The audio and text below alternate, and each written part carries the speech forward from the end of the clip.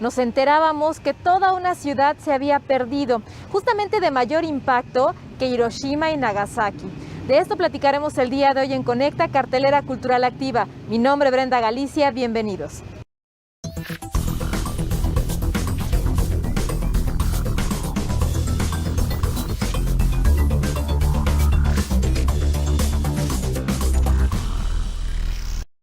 Estamos en redes sociales Capital 21, este programa tiene 2 horarios, de lunes a viernes a las 13:30 horas y a las 8 de la noche. Y si por alguna razón se pierden de este programa, no se preocupen que estamos 24/7 en el canal de YouTube de Capital 21. Mi compañera Mariana Sánchez nos hace una nota para platicarnos sobre la importancia del testimonio fotográfico de lo que sucedió en el sismo de 1985. Vamos a conocerlo. Techo por techo, ventana por ventana, hombre por hombre. Septiembre es un mes que está grabado en la memoria de los mexicanos, en el que han ocurrido tragedias naturales que marcaron la historia de la Ciudad de México. El 19 de septiembre de 1985, a las 7:19 de la mañana, la Ciudad de México fue sacudida por un sismo de 8.1 grados de magnitud en la escala de Richter. Casas y edificios se derrumbaron y miles de personas perdieron la vida. Tras el movimiento telúrico, personas salieron a las calles a ayudar a remover escombros y encontrar sobrevivientes. Otros, que conmovidos por la catástrofe, recorrieron las calles con sus cámaras fotográficas para capturar momentos. Fueron varios fotógrafos como Eduardo Aguilera, Elsa Chabaud, Gilberto Chen, Yolanda Andrade, Elsa Medina, Rogelio Cuellar, Adrián Bodek, entre otros.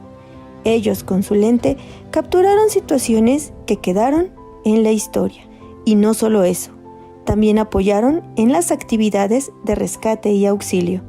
El trabajo de fotoperiodismo que realizaron estos fotógrafos hoy sirve como testimonio y memoria histórica. Mariana Sánchez.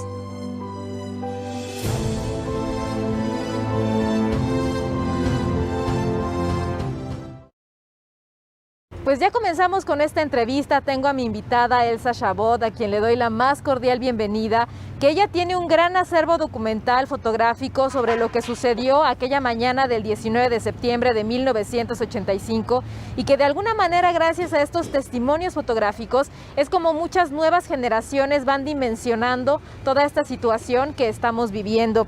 Bienvenida, Elsa, muchas gracias por estos minutos para nuestro público. Pues bueno, platicábamos hace un rato, la mañana del 19 de septiembre a todo el mundo sorprendió. ¿Cómo fue esa mañana para ti y en qué momento decides salir para encontrar el testimonio que hoy conocemos? Bueno, mira, en realidad me estaba levantando junto con mi compañero de ese entonces y tembló durísimo. O sea, los libros se cayeron de los libreros, hubo muchas cosas que se cayeron al suelo, cosa que nunca había pasado en otro temblor, porque estamos acostumbrados a que tiemble, ¿no? Como ciudadanos de este país, de esta metrópoli.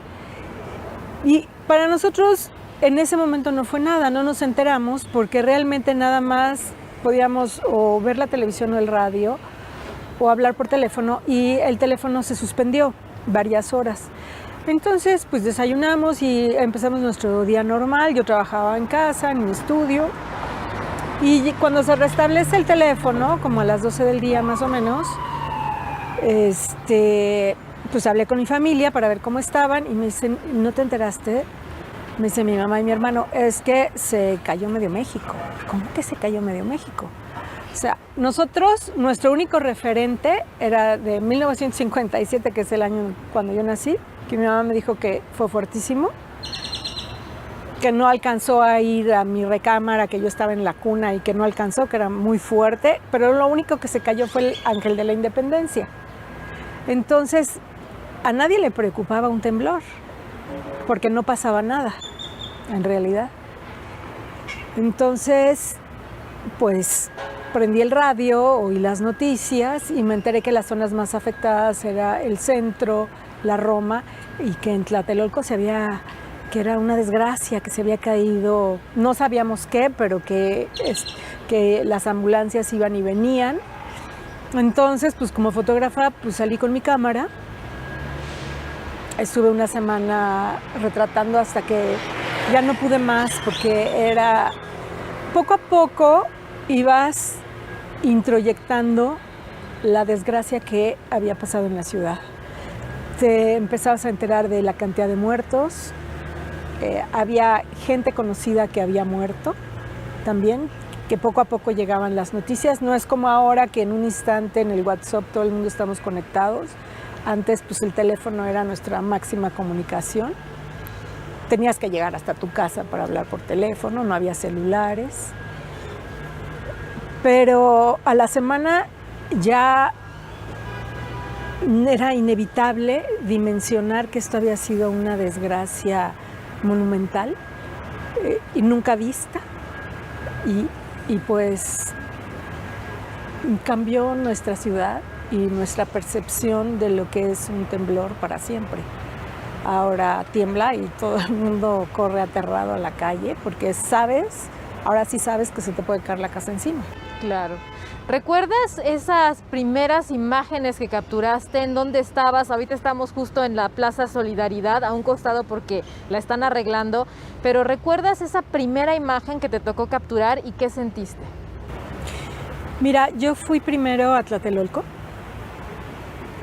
y sí me dejaron entrar a fotografiar y nos dimos cuenta que, bueno, estaba el edificio Nuevo León, la mitad del edificio Nuevo León, tirado en el piso como si fuera esas rebanadas de pastel suavecito que cortas y se caen. Así estaba el Nuevo León, que era enorme. Estaban ya toda la maquinaria tratando de salvar gente, de mover los escombros.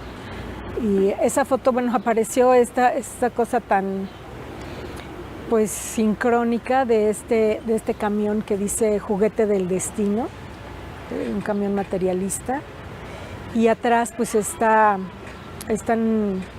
los escombros del Nuevo León.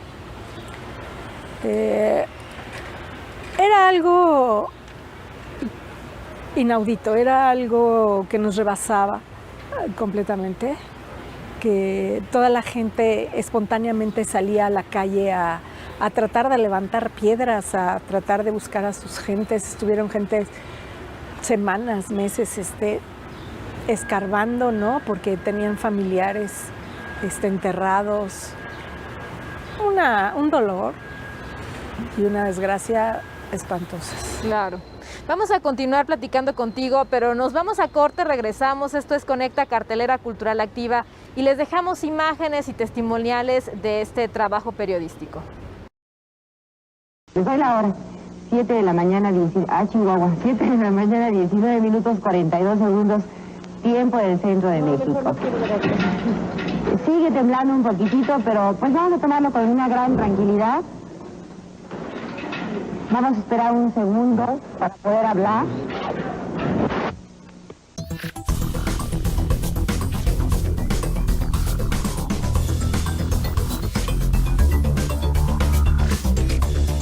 Este domingo, en Independientes, Pedro Salmerón nos conducirá por la historia de uno de los principales ideólogos y estrategas militares de la independencia de México. Conoce el origen, el desarrollo y las ideas del llamado Siervo de la Nación, José María Morelos y Pavón, en compañía de los especialistas José Antonio Serrano Ortega y Marco Antonio Landavazo Arias, a las 22 horas por nuestra señal y redes sociales.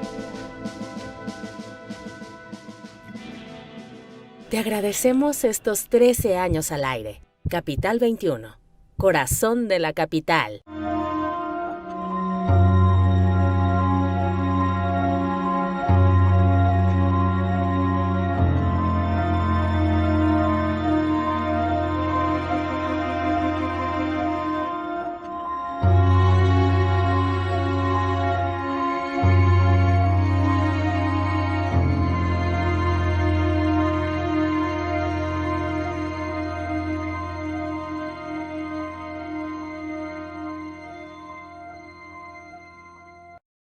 Continuamos, estamos platicando con la maestra Elsa Chabot, que hizo un gran trabajo periodístico para poder dar imágenes sobre este suceso, el sismo de 1985, que fue de 8.1 grados en la escala de Richter. Su duración aproximada fue de un poco más de 2 minutos, superó la intensidad y daños al terremoto registrado, como ya lo mencionó la maestra, en 1957, también en la Ciudad de México.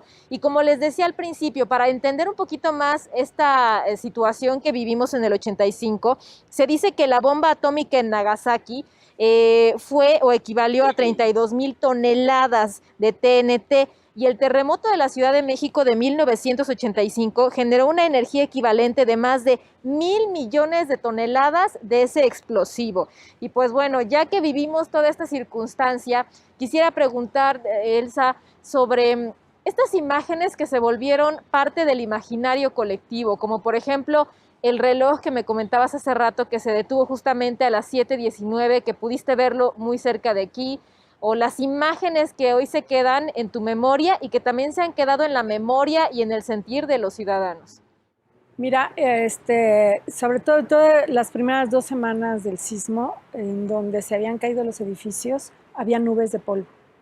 No solo había todos los escombros, las ambulancias, los bomberos, el agua, ¿no? Porque se rompieron tuberías, entonces las calles estaban inundadas, sino había este ambiente fantasmagórico de las nubes de polvo, ¿no? Me enteré que se cayó el Regis y como enfrente estaba la tienda de Fotorregis, era a la que yo acudía a comprar mi material, era un lugar para mí muy conocido. Entonces, pues te quedabas estupefacto de ver que un edificio como el Regis estaba caído. En ese momento, como estaba todo lleno de agua, saqué unos reflejos de un sardo, 2 fotos de un sardo caminando y que tenía el Regis atrás. Y enfrente había un edificio con un reloj que se quedó parado a esa hora. Uno hacía lo que podía, y lo que se volvió como emblemático del temblor fue ver estos como sándwiches que quedaban, ¿no? De edificios con todas las placas de los techos, ¿no? Las columnas quebradas, las placas apiladas una sobre otra. Eran imágenes que nosotros no conocíamos en México. Y después empezaron los campamentos. O sea, la gente que se quedó sin casas empezó a poner tiendas de campaña y a ponerse pues donde había quedado su casa, enfrente o donde podían, porque se quedaron sin nada. Y en lo que el gobierno organizó y la sociedad civil organizó refugios, todo eso, la gente empezó a acampar y hubo gente, por ejemplo, como en la Plaza de las Cibeles, que se quedaron muchísimo tiempo ahí. Porque pues Condesa, Roma, Centro fueron de los lugares más afectados. Yo creo que de las imágenes más potentes que podemos ver es de esta sociedad civil que, dicen, reaccionó mejor que el mismo gobierno y con una prontitud mucho más eficaz. Todo el mundo, ¿no? Todo el mundo, fue impresionante, porque todo el mundo se puso a ayudar como pudieron, donando cosas, acogiendo gente, rescatando sus perros, o sea, de todo hubo, dándoles comida, ¿no? Yo creo que México es un país muy solidario en las desgracias y se vio en el temblor. Claro, y esto quedó resguardado en las imágenes. Vámonos a corte, regresamos. Esto es Conecta, Cartelera Cultural Activa. Les dejamos con más de este testimonio fotográfico y vamos por esta tercera parte de la entrevista en donde platicaremos con Elsa Chabot sobre la importancia de la fotografía documental. Bien dicen, una imagen dice más que 1000 palabras. ¿Qué nuevos diálogos surgen a raíz de estas imágenes? Vámonos a corte y regresamos.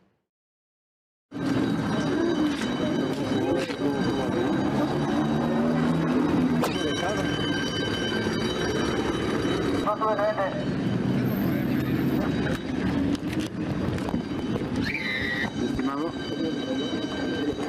¿Qué fotos listo? No, yo no tengo nada. Estoy elaborando varias así.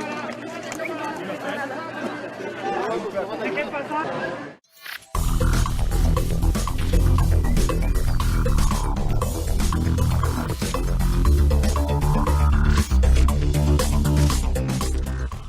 vez más huracanes, más tornados, cada vez más frecuentes, cada día más personas, más adultos mayores, más ayuda, más atenciones. Cada año, la Cruz Roja Mexicana brinda más servicios, pero recibe las mismas donaciones.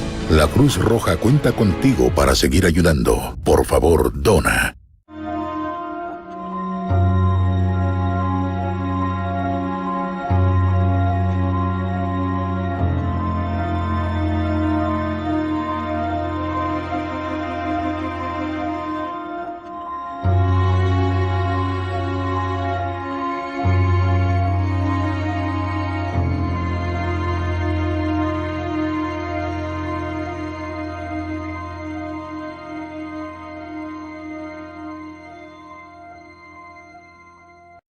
Regresamos con la maestra Elsa Chabot y sin duda no me quiero ni imaginar lo que significa ejercer una profesión con estos límites del dolor, del sufrimiento que, como bien mencionó la maestra Elsa Chabot, se van introyectando. Es imposible no conmoverse y no dolernos ante la circunstancia que pasó y que le dolió prácticamente a todo México, a todo el mundo en cuanto llegó esta noticia. ¿Qué sucedió con este trabajo, Elsa, después de que ya lo habías terminado? ¿Cuánto tiempo pasó para que lo liberaras, para que lo socializaras? Y hoy, a 36 años de este evento, ¿qué nuevas lecturas y diálogos emergen de estas imágenes?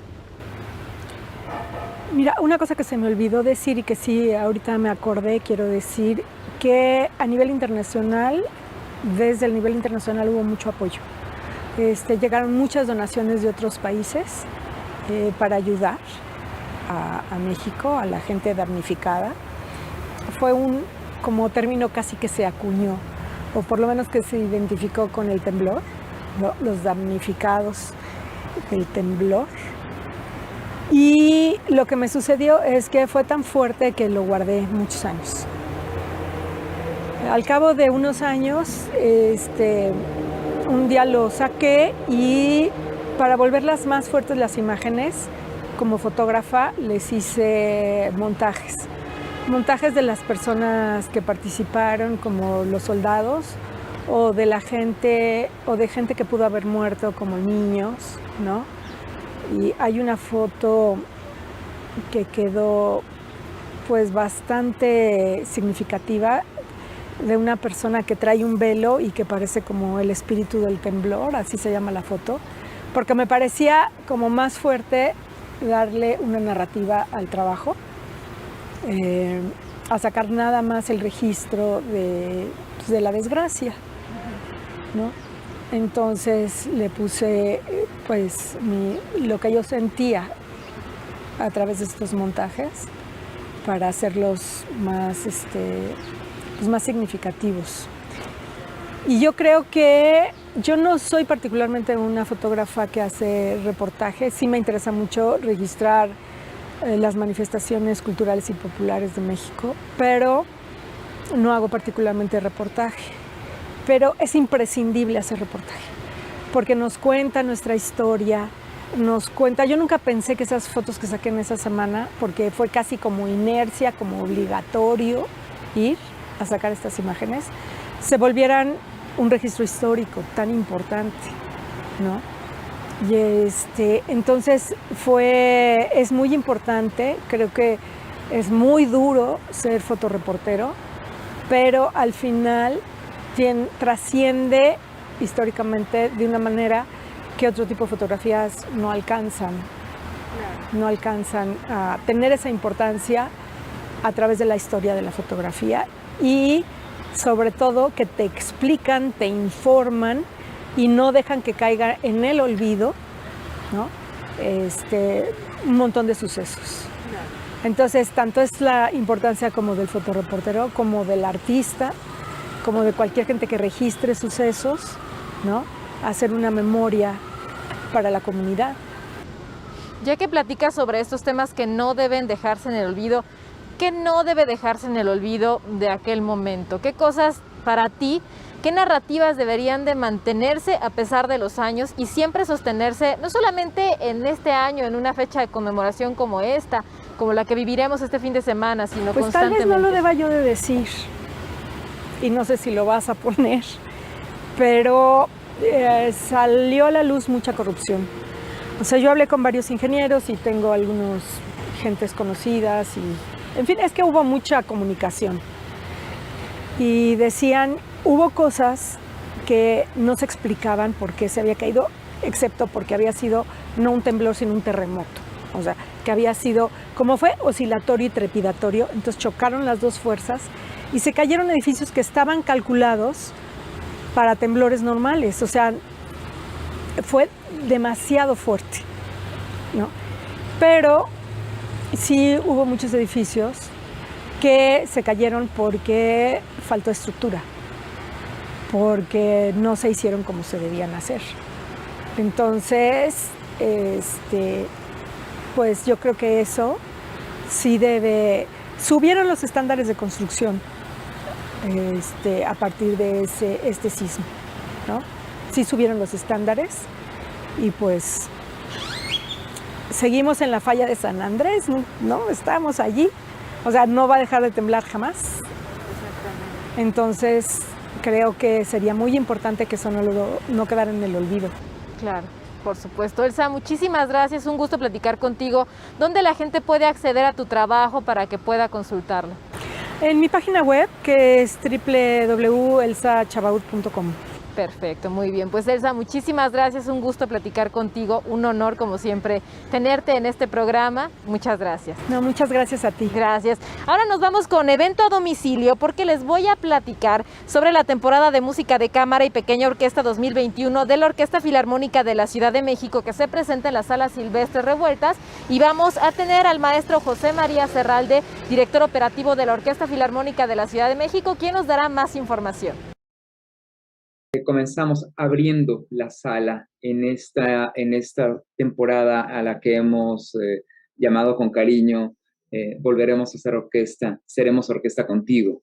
Y esto es algo que, bueno, nos es muy significativo porque literalmente después de 1 año y 4, 5, casi 6 meses de actividades estrictamente en la virtualidad, las y los maestros de la Filarmónica de la Ciudad de México transformaron, por invitación del maestro Scott Yu, su praxis, sus prácticas a una modalidad casi inminentemente virtual. Digo casi porque, bueno, por supuesto, ellos están ejecutando y estudiando sus instrumentos primero desde casa, para ser integrados en conciertos virtuales, que bueno, eso no está tan interesante porque, es fascinante, pues, pero no es tan interesante para el intérprete en tanto que es la edición digital la que logra el resultado musical. Y después ellos tuvieron esta pericia de crear sus propias grabaciones ya cuando avanzó la pandemia y las condiciones sanitarias lo permitieron, de hacer grabaciones en las salas Silvestre Revueltas. Regresaron a la acústica de su sala.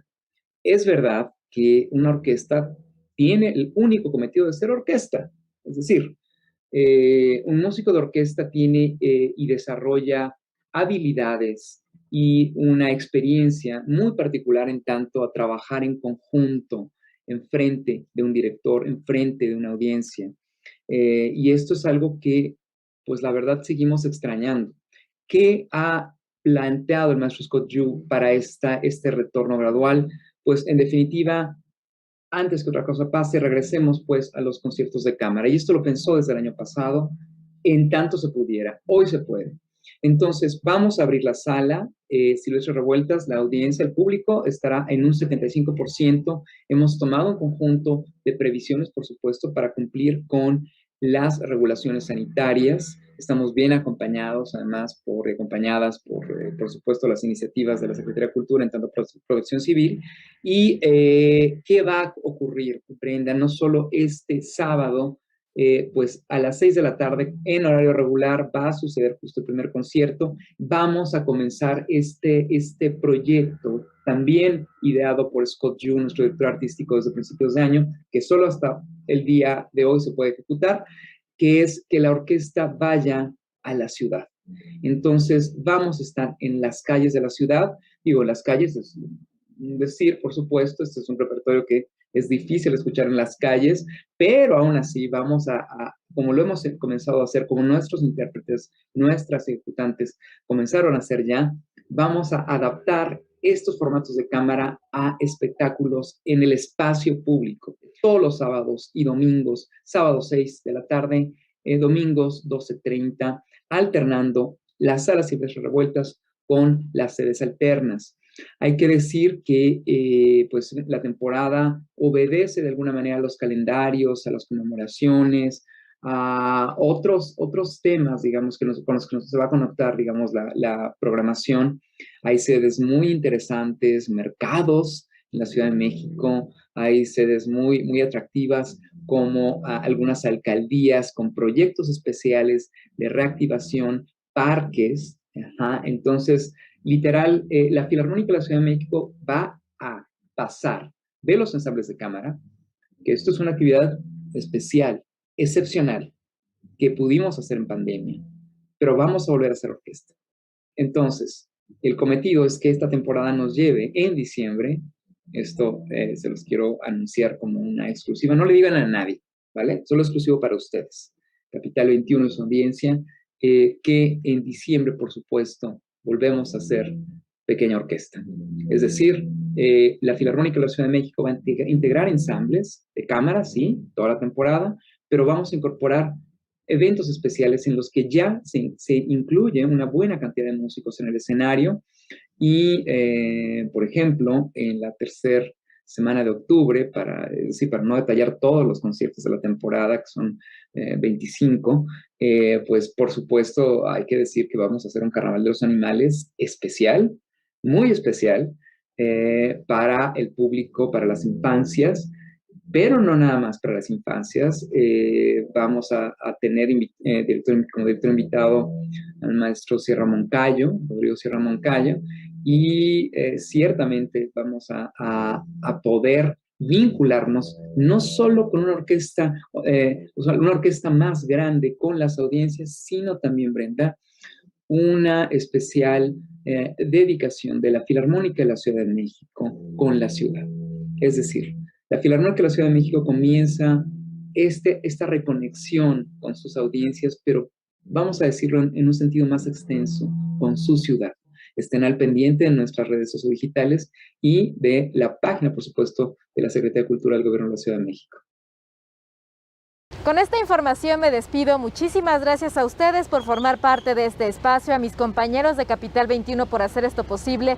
Recuerden que tenemos 2 horarios, de lunes a viernes a las 13:30 horas y a las 8 de la noche. Y si por alguna razón se pierden de este programa, no se preocupen que estamos 24/7 en el canal de YouTube de Capital 21. Mi nombre es Brenda Galicia, que tengan excelente tarde, excelente noche.